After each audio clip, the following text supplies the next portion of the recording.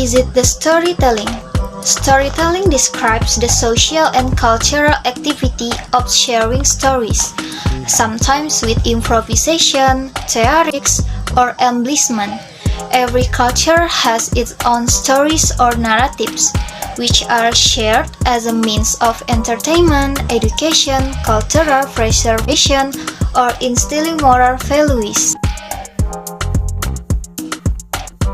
In order to learn how to tell a great story, you first must understand the origins of good storytelling.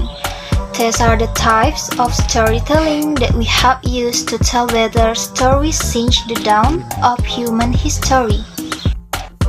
First, oral storytelling. One of the oldest storytelling forms is the spoken word.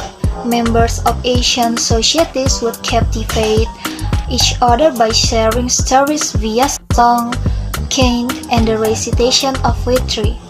This oral tradition would be passed on the through generations. This form of storytelling could be a vehicle for any type of story. In ancient Greece, people would flock to a great storyteller like Homer, who would forge an emotional connection. He has audience as he told them a great story of epic battles and lost love.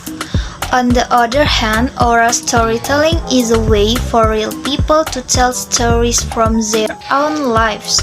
With the advent of new forms of technology like radio and podcast, the art form of oral storytelling now has the ability to reach millions of people from New York to Beijing. Number 2. Visual storytelling. Humans have told visual stories for tens of thousands of years, as visual media represents a simple way to tell a good story.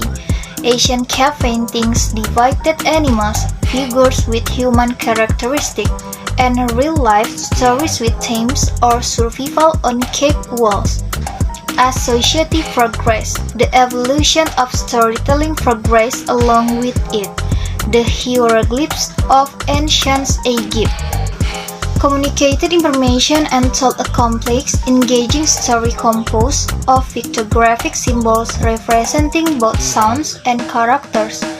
This art of storytelling has evolved even further through the modern mediums of film and television, which offer an advanced, powerful way for a good storyteller to tell a compelling story. Number 3. Written storytelling.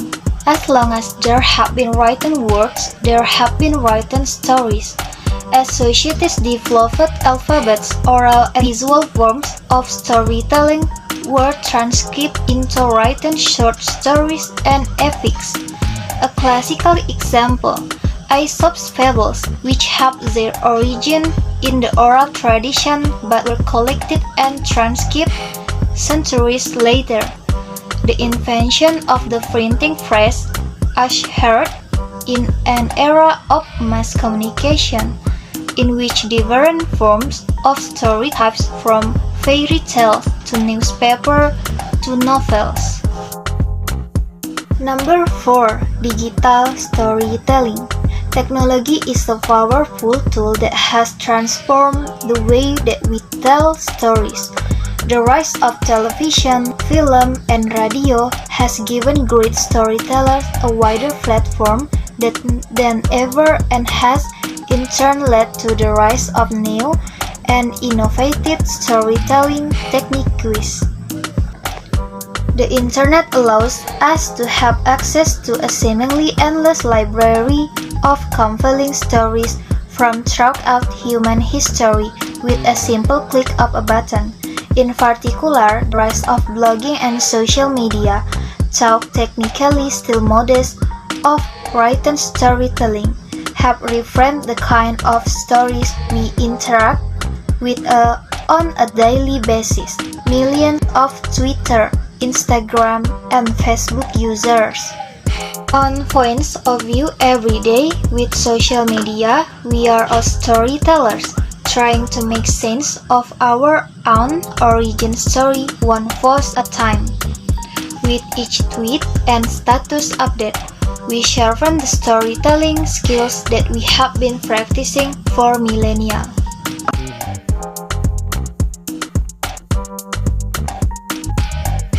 First, plot. The plot is the most important part of any story.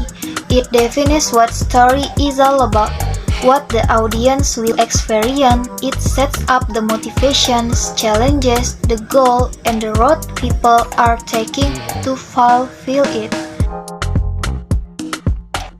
Number 2. Character.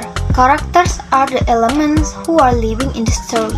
The people who are being affected by the plot, who has motivations, traits, personalities, weakness, fear, who takes actions based on their physiological traits.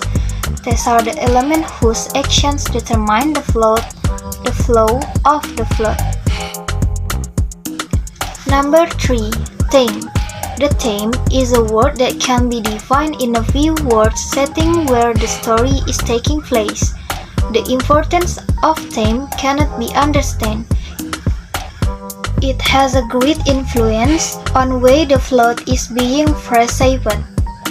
Surrounding of a story gives direct support to the character traits and to understand the underlying motivation and fear. Number 4. Dialogue. It is the way how characters connect with each other and to you, the audience.